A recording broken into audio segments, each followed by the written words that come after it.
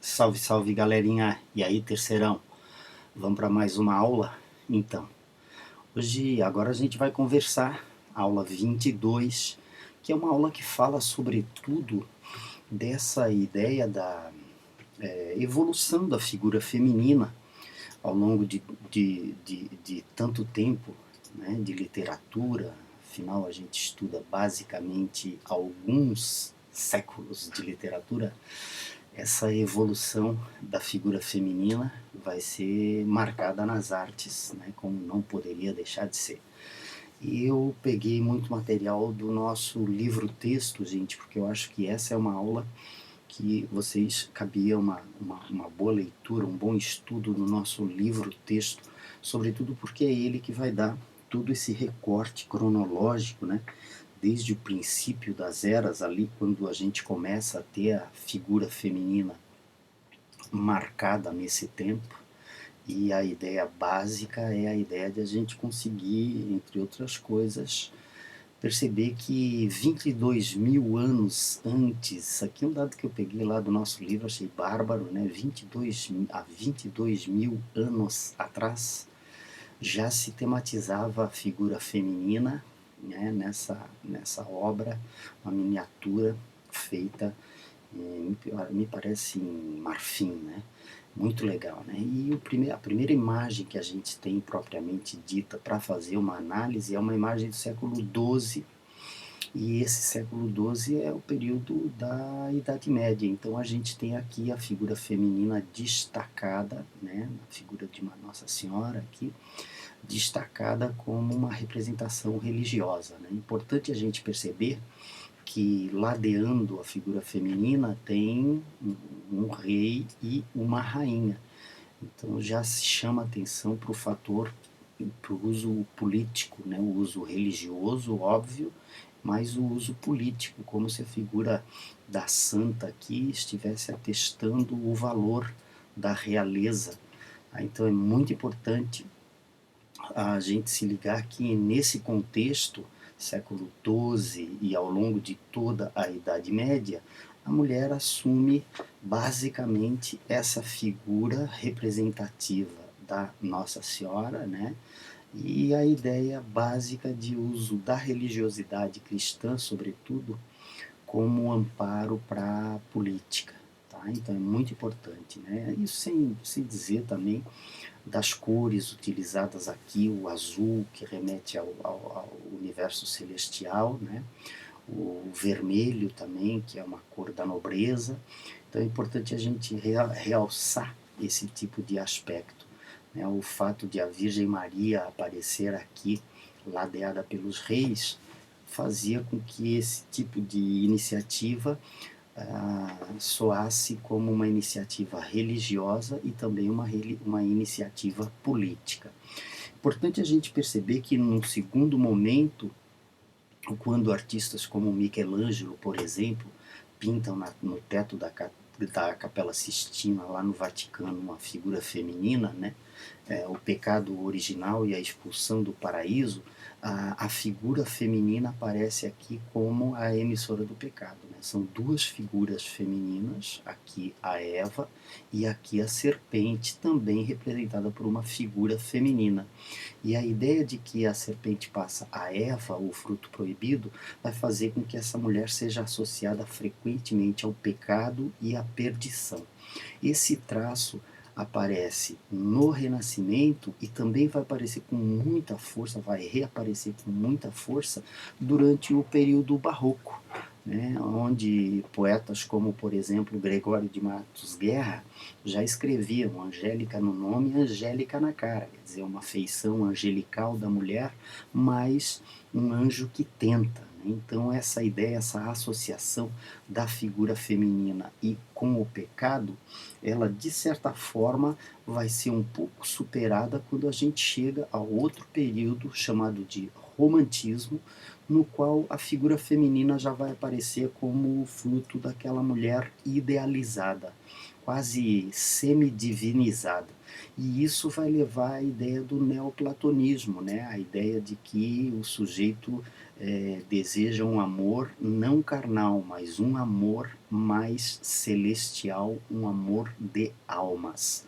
Esse aspecto acaba sendo, de certa forma, deixado em segundo plano quando começam a aparecer as referências, sobretudo eróticas, a diversas personagens, né? E aí, nesse sentido, cabe a gente realçar a figura de Lucila, protagonista do romance homônimo de José de Alencar, em que aparece uma heroína prostituta. Ela era protagonista e era prostituta. No meio do romance, cabe ressaltar também, a Lucila abandona, né, a prostituição e acaba se purificando, mas é muito importante a gente perceber que, ainda que seja divinizada, praticamente divinizada, idealizada durante o romantismo, nem por isso aparecem traços de sensualidade nessa mulher romântica. Só que é uma sensualidade implícita, escondida, está nas entrelinhas, né?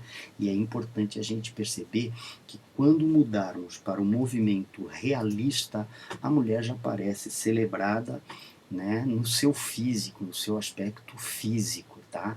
É importante vocês se ligarem que, na aula do realismo, a gente falou sobre a ideia materialista dessas mulheres, né? A materialista de uma maneira geral.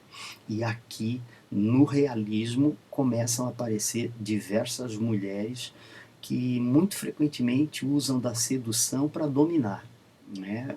Usam da sedução justamente para dominar o amante. E aí é importante a gente perceber que há diversas figuras assim.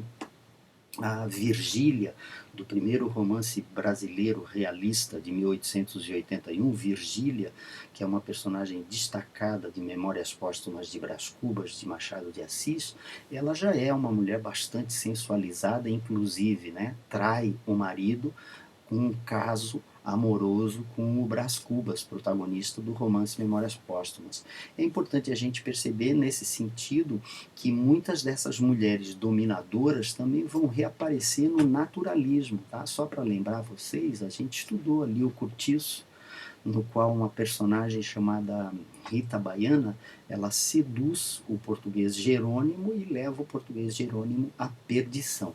Mas tem uma outra personagem do Il Cortiço que também realça esse aspecto dominador dessa mulher, que é a personagem Pombinha. No começo do romance, ela é uma mocinha pura, a única que se mantém pura naquele cortiço, e ao final do romance ela acaba se tornando outra prostituta, vai morar junto com a madrinha Leonie, que é prostituta de profissão, e acaba se tornando uma sedutora, né?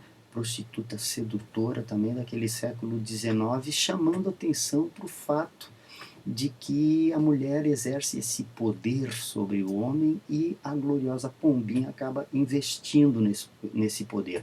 Então aqui a gente já tem um quadro no qual a sensualidade é bastante explícita, sobretudo no movimento naturalista. A gente vai evoluindo, e quando chegamos ao século XX, já começo do século XX, começa a aparecer a celebração de um novo tipo feminino. Esse quadro aqui da Tarsila do Amaral, a Negra, coloca em evidência o caráter trabalhador da mulher, né? Sobretudo pelos grandes membros que aparecem aqui, denotando essa força de trabalho, e a ideia também de uma mulher diferente para ser associada como uma espécie de cúmplice do homem. Tá? E é importante a gente perceber que os modernistas da Semana de Arte Moderna de 22 já investem nessa emancipação da mulher. No trechinho que a gente tem no livro-texto, o escritor Menotti Del Pitte, é um dos grandes agitadores da Semana de Arte Moderna de 22, salienta o aspecto de que eles não querem mais a heroína romântica, tuberculosa. Agora a mulher é uma mulher colaboradora, é uma cúmplice na batalha pela vida, e, sobretudo, esse aspecto é um aspecto já que denota uma mudança grande, principalmente do naturalismo, no qual a mulher era única e exclusivamente sexualizada ao extremo. Tá?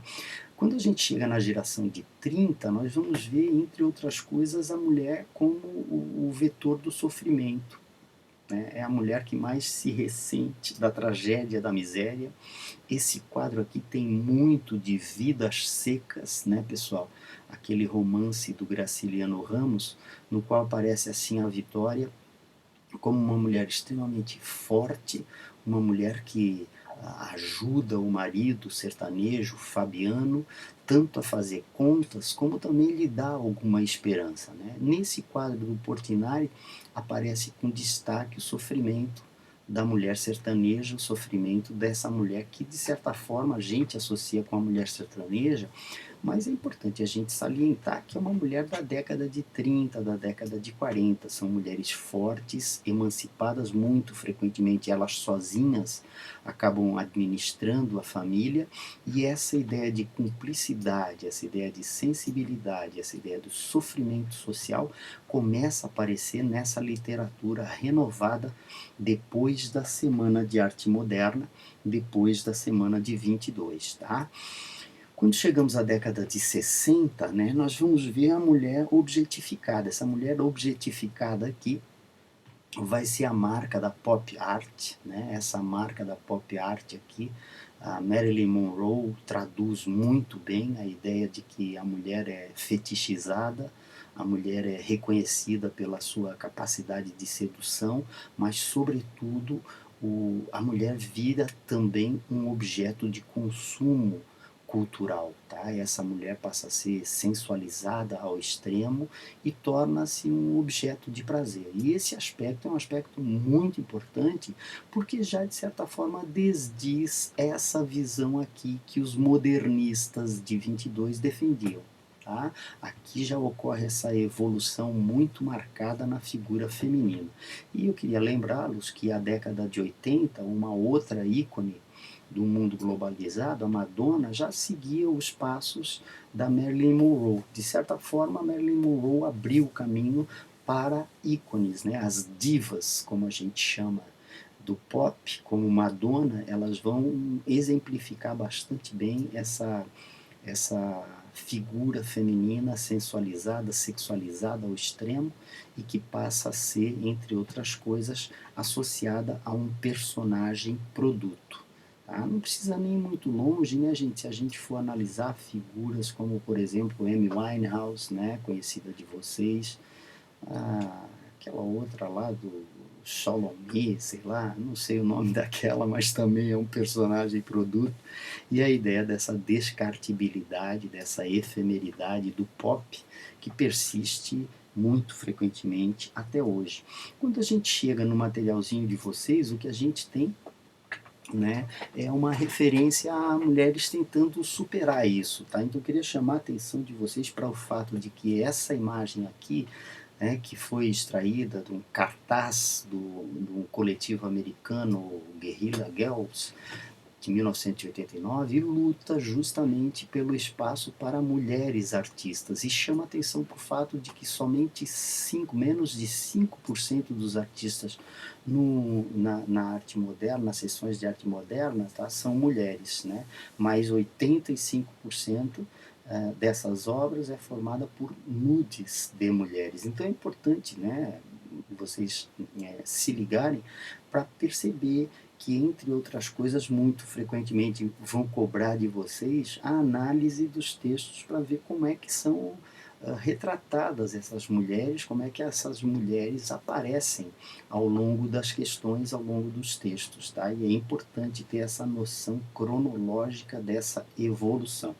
Quando chegamos ao nosso materialzinho, que a gente vai ter, materialzinho é maneira de dizer materialzão, gurizada, aqui, material maravilhoso desse ângulo, gurizada, aqui, que bala na agulha estão deixando para vocês. Tenho certeza que vocês vão saber usar, tá?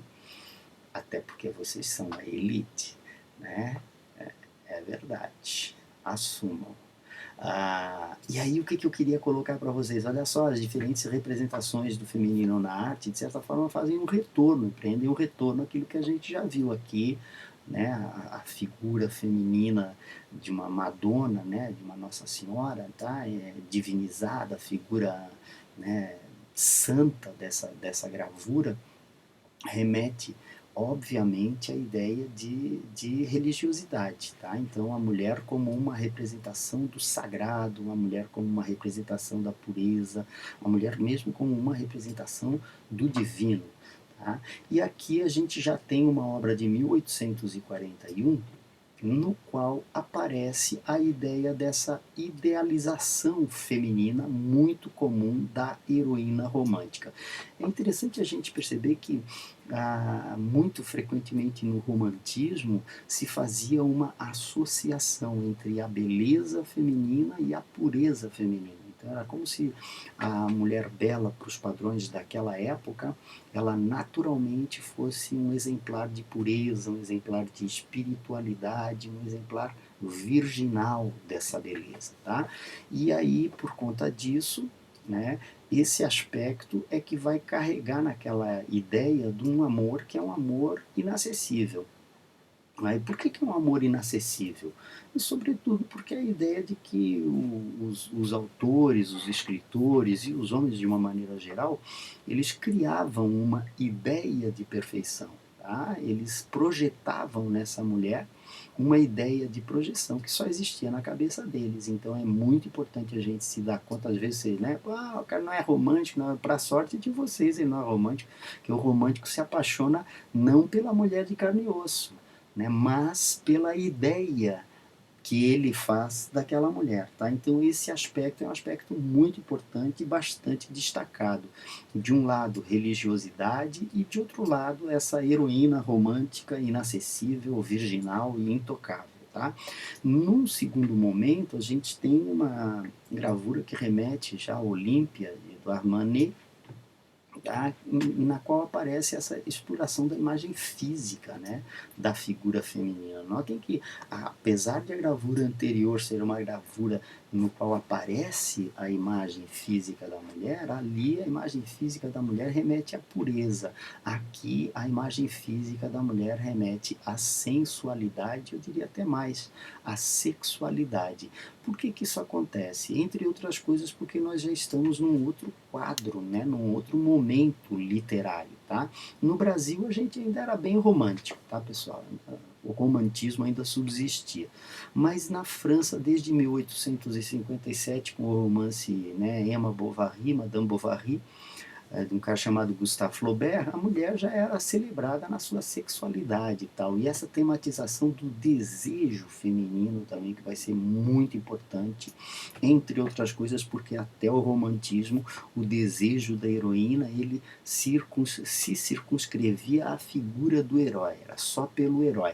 Agora, a partir do realismo, não. A partir do realismo começa a haver uma referência muito clara à ideia de que a mulher, como um ser de carne e osso, também vai ceder, vai ter os seus desejos e muitas vezes vai ceder, né? E aí aparece uma popularização da imagem da prostituta. Eu queria chamar a atenção de vocês para o fato de que na literatura brasileira, durante o período real naturalista, nós temos uma figura chamada Rita Baiana, que é uma marca disso, mas que a mulata sensual, a mulata sedutora, a mulata que leva o homem à perdição, como a Rita Baiana levou, mas não é a primeira mulata sensual da literatura brasileira. Na verdade, a gente teve uma mulata sensual antes da Rita Baiana, que foi a Vidinha, lá de Memórias de um Sargento de Milícias. Lembra aquele livro do romantismo brasileiro, no qual a Vidinha aparece como uma mulata muito namoradeira, que inclusive foi um dos casos amorosos do herói do romance, o Leonardo. Tá? Então é muito importante a gente perceber isso. Quando chegamos ao século XX, a gente já vai ver essa mulher de novo, né, associada, como a gente já falou aqui, ó, associada ao universo do trabalho, associada ao universo. Ela é, de certa forma, uma cúmplice do homem, ela luta com o homem pela sobrevivência e assim por diante. Para mudar, quando chegamos à pop art e a ideia do objeto do consumo, a arte como consumo e, sobretudo, a figura, né, icônica da Marilyn Monroe, que de certa forma semeou isso no imaginário, né, popular feminino. Tá? Então é muito importante vocês darem uma boa sacada nisso, porque depois vão aparecer algumas questões, como por exemplo a nossa questão 1 já é uma questão na qual se pega uma imagem que é uma imagem de 1808, esse Jean-Auguste Ingres aqui, tá? Ele era um pintor neoclássico, a gente costuma associar a pintura do Ingres ao neoclassicismo. E aqui ele coloca uma mulher tranquila e tal, né? Flagrante e tal, desnuda e tal, mas não existe a ideia de um apelo a essa, óbvio que tem uma sensualidade aqui, mas não existe um apelo à sexualidade propriamente dita. Ela está distraída, está desarrumada, tá? Ainda está com uma toalha na cabeça, um lenço na cabeça, quer dizer, está relaxada. Ó. E aí, em 1924, o artista Man Ray vai fazer uma releitura desse quadro do Ingres e coloca o violino do Ingres aqui, né, zoando aquele quadro, tá, de 1808. O que a gente tem aqui é a visão de uma figura feminina no começo do século XIX e aqui a visão de outra figura feminina já no começo do século XX. Muito importante que se nessa daqui a sensualidade fica implícita, aqui ela está explícita, tá? Sobretudo na ideia do violino, do Ingres associar, né, o corpo da mulher a um instrumento que deve ser tocado, tá certo? Então é muito importante vocês perceberem essas diferenças ao longo da história. A mulher vem sendo celebrada e diversas vezes vocês devem responder questões associadas a isso, tá? Então tomem muito cuidado na hora de ler os textos, façam aquelas perguntinhas ali, que eu vou colocar as perguntas para vocês também, né, gente? Então eu vou colocar umas questõezinhas e façam essa análise dessas questões, que eu tenho certeza que a gente vai estar preparado para lacrar, quer seja no vestibular, quer seja no Enem, quer seja na prova, mas sobretudo lacrar no resto da vida, porque vocês são a nata, a elite, tá bom? Beijo grande para vocês, boa semana, gurizada!